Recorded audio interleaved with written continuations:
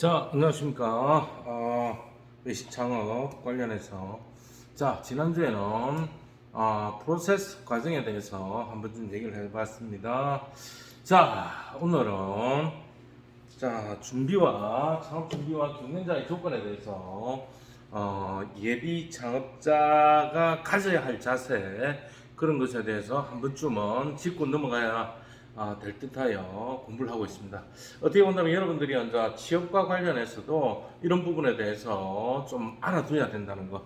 왜냐하면은 여러분들이 지금 당장은 각종 자본이나 경력이나 이런 것들이 부재하기 때문에 다른 데서 좀 더 경험해보고 아니면 직장 생활을 한다는 개념, 거기에서 세월이 지나면 제가 많이 봐왔습니다만은 세월이 지나면 거의 다 이쪽 계통으로 진행한 친구들은 반드시 자기 가게를 가진다는 거. 그렇기 때문에 미리미리 뭘 해야 된다? 준비를 해야 된다. 자, 이런 부분들.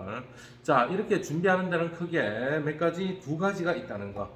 지식적인 면, 그 다음에 스킬적인 면, 이 두 가지를 다 가지고 있어야 된다는 거예요. 여러분들한테는 조금 더 유리한 조건 중에 하나가 될 수가 있겠습니다.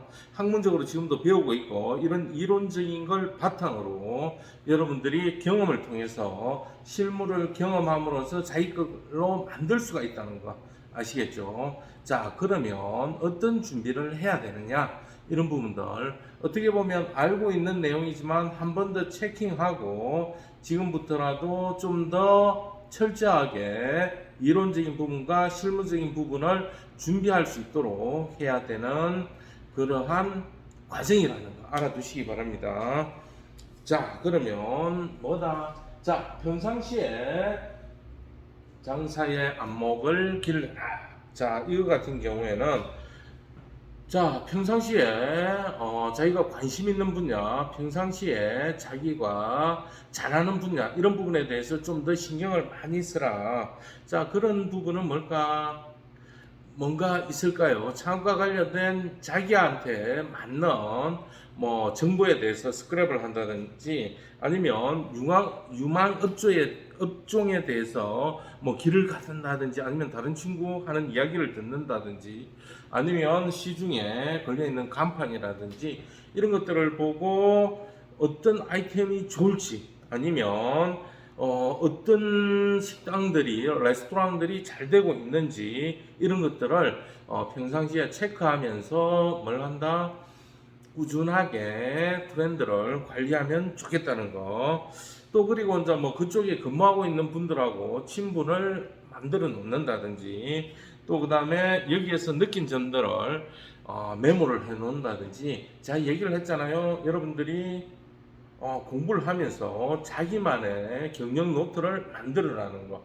그걸 가지고 자기의 상호라든지 상품이라든지 아니면 아이디어라든지 레시피라든지 마케팅이라든지 이런 부분들을 분야별로 하면서 스크랩들을 늘려갈 수 있도록 하십시오. 그렇게 하면 어떻게 된다?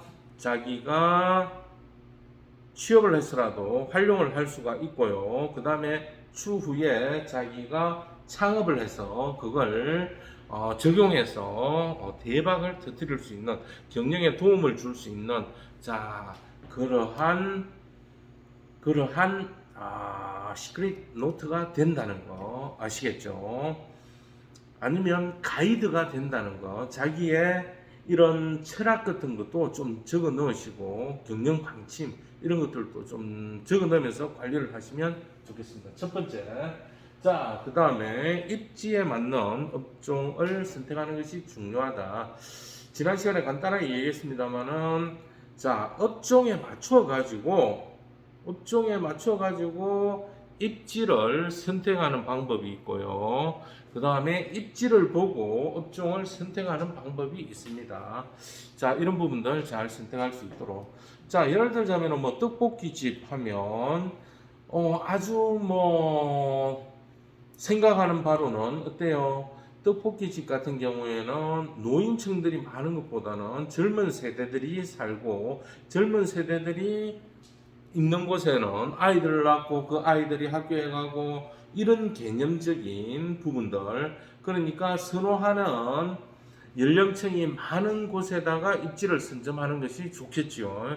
자, 그런 부분들. 예를 들자면 그렇다는 거예요. 또 그 다음에 새로운 도시, 신도시 같은 경우 젊은 층들이 좀 유입이 되고 또 아이들도 젊고 젊은 아이들 학교도 다니고 또 그런 쪽에는 또 집을 금방 샀기 때문에 비싼 걸 좀 잘 못 사 먹어요. 조금 돈 갚아야 될 것도 있고 젊은 층들이다 보니까 부부가 맞벌이를 하게 가요. 맞벌이를 하게 가면 아이들은 또 학교 갔다 와서 먹고 또 학원으로 또 돌고 이런 시스템. 자, 그렇다 보니까 이제 그런 분식 가게 같은 것들이 또 좀 더 잘 되겠죠. 이해가 되시죠? 자, 이런 형태.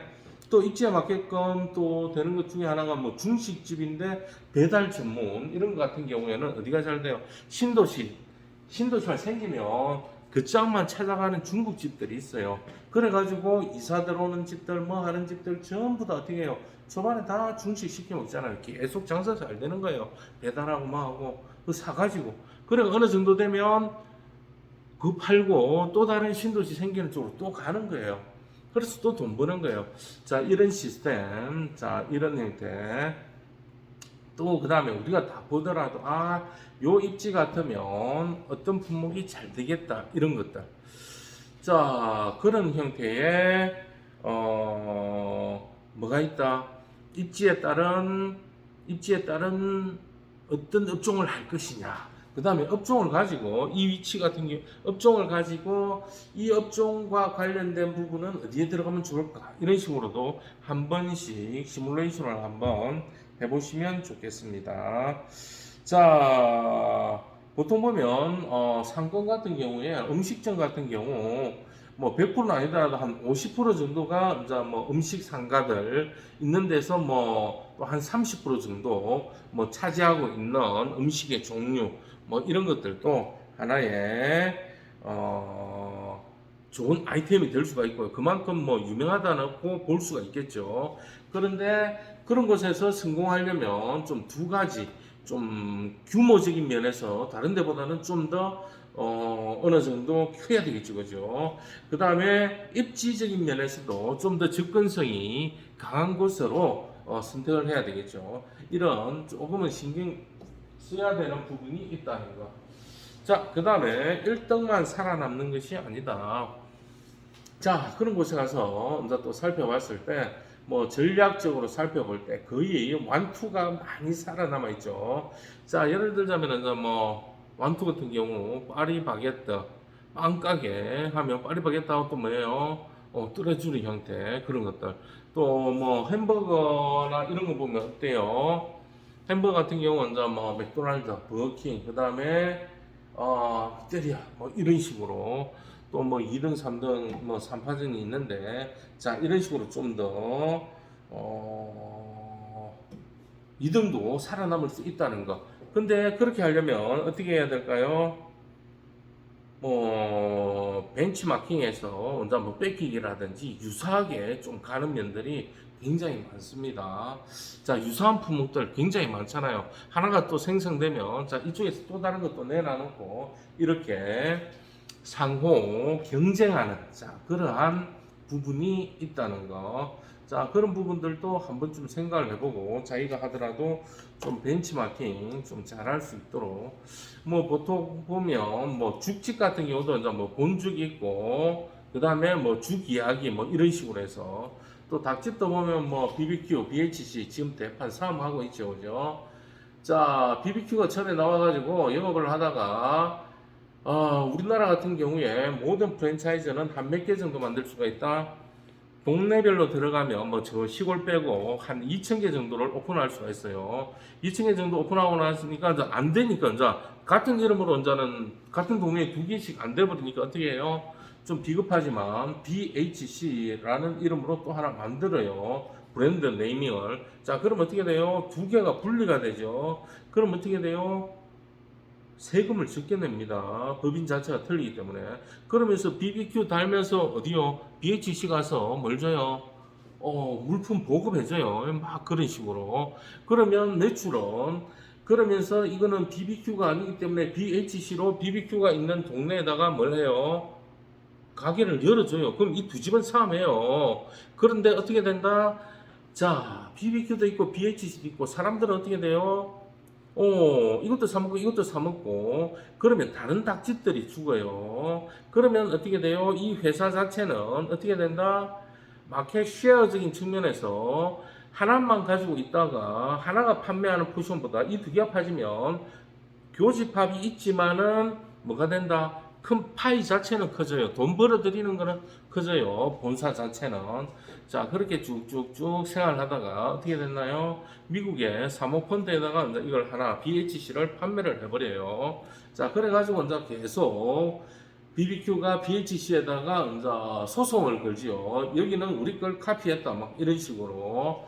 자, 좀 비겁한 면이 없잖아 있는데, 뭐, 그 얘기하자면 길고. 자, 그러한, 부분이 있다는 거. 그래서, 이런 법의 판례에서는 그걸 가지고 어떻게 하냐면은, 정확하게 여기서 BBQ에 그걸 침해하지 않았다.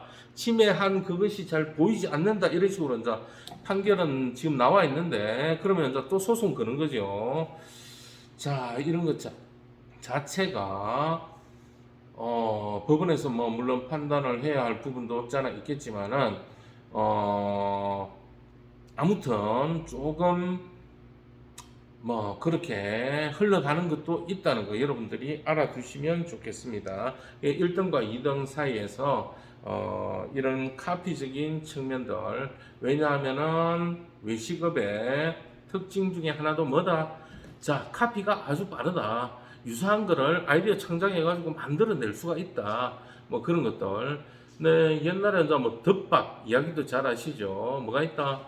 자, 우리가 밥 위에 각종 불고기 덮밥, 그 다음에 뭐 오징어 덮밥, 낙지 덮밥 이런 것들이 있는데 그걸 어디에다가 죽에다가 이제 뭘 했다? 접목을 시켜서 덮죽. 자, 죽에다가 낙지를 올려 놓는다든지 오징어를 올려 놓는다든지 죽과 함께.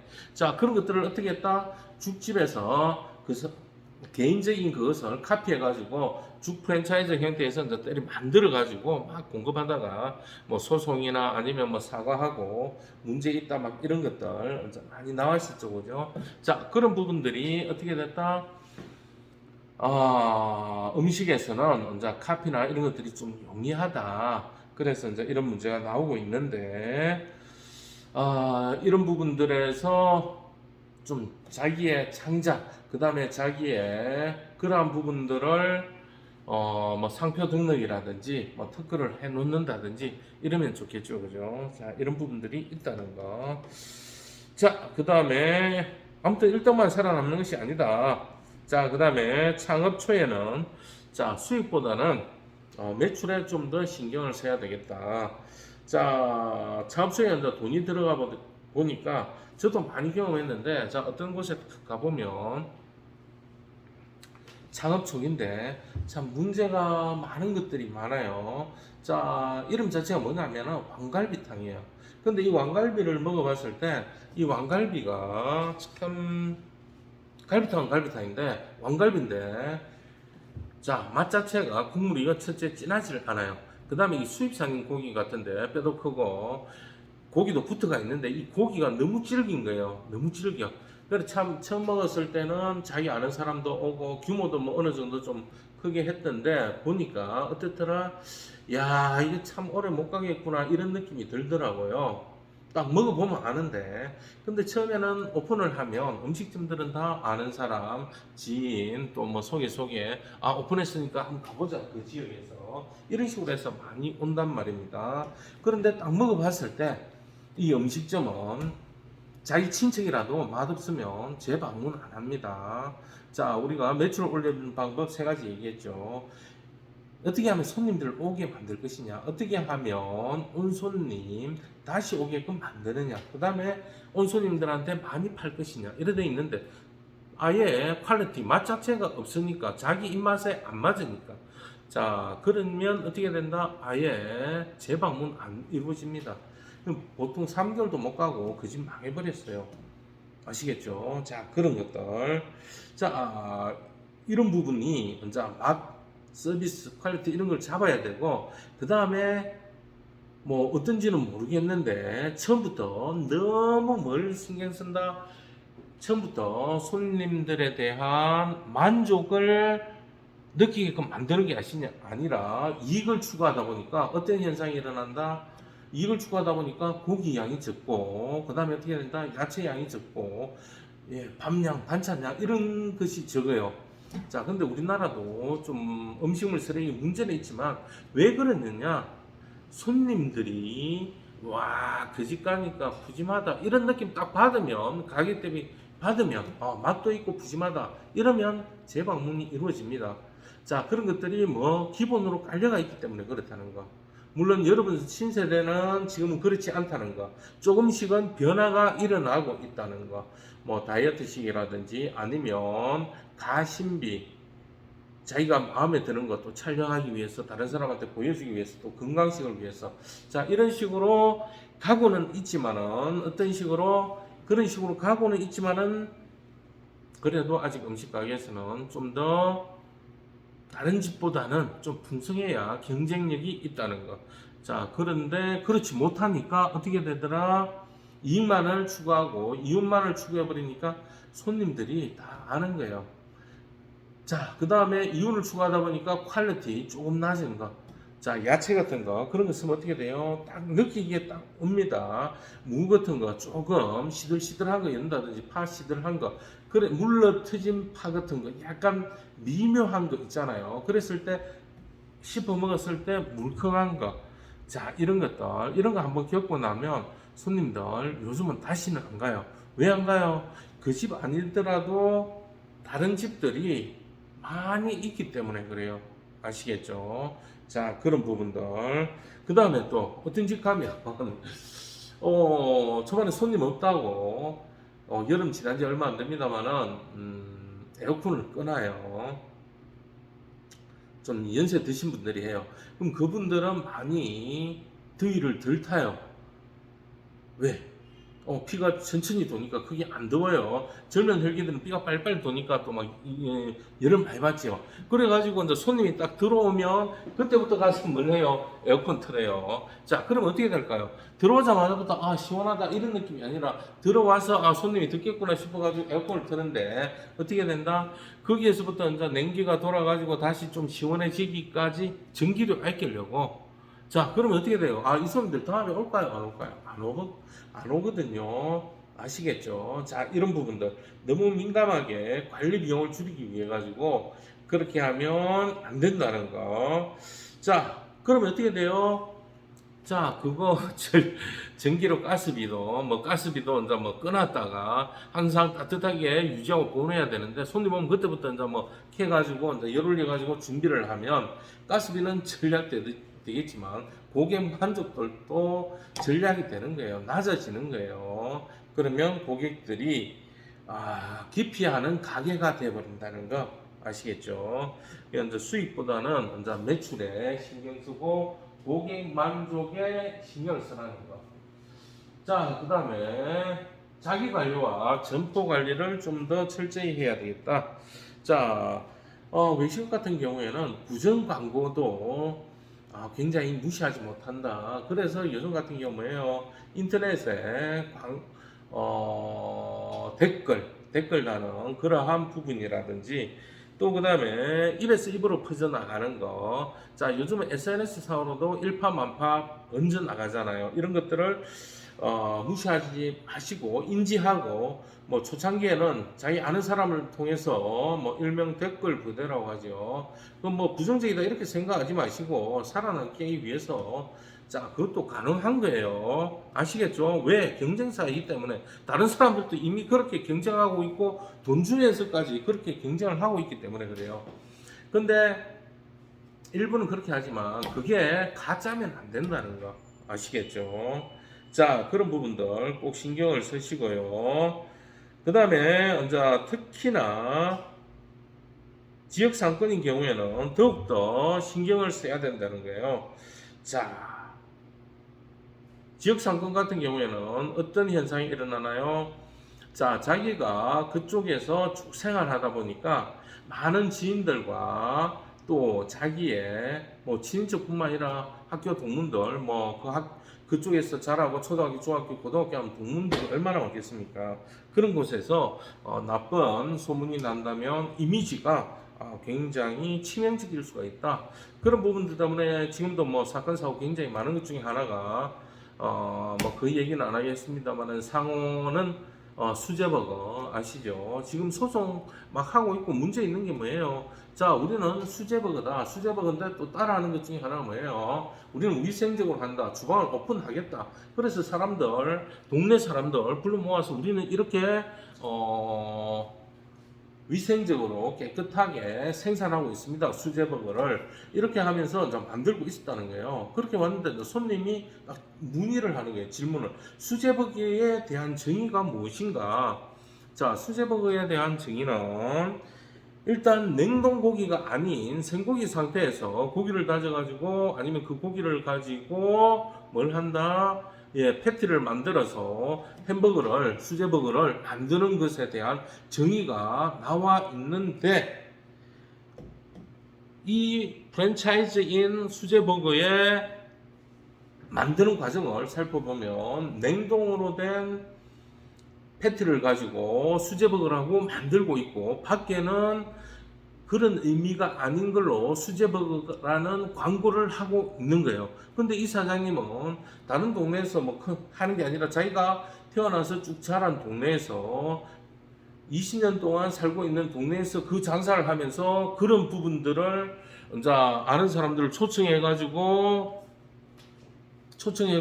그 홍보를 하고 있는데 우리는 위생적으로 만듭니다 하면서 그렇게 해서 이제 문제가 됐죠. 그래서 어디에다가 공정위원회에다가 이제 문의를 한 거예요. 그러면 이게 누가 잘못됐는지 나는 본사에 그걸 받아와서 하는데 본사의 프랜차이저로 돈을 1억 5천 2억 주고 했는데 자 이거는 진정한 수제버거가 아닌데 수제버거라는 식으로 얘기를 했기 때문에 문제가 되고 있다. 나는 이미지 추락도 되고 여기서 이제 이 장사를 못 하겠다. 그럼 파기가 되잖아요. 그랬을 때 이쪽에서는 수제버거 본사 쪽에서는 위약금조로 또 1억 5천 2천을 내라.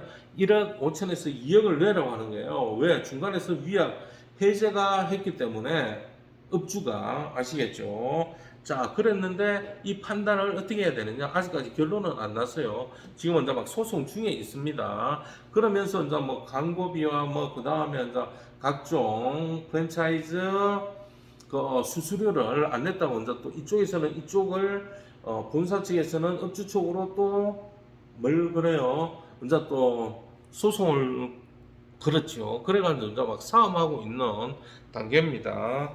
자, 이런 부분들. 그러니까 이제 점포 관리에 대한 부분들 그리고 자기 관리 그 사장이 자기 이미지도 과거에 이제 이 음식점 하면서 좋은 이미지 지난 시간에도 얘기했죠.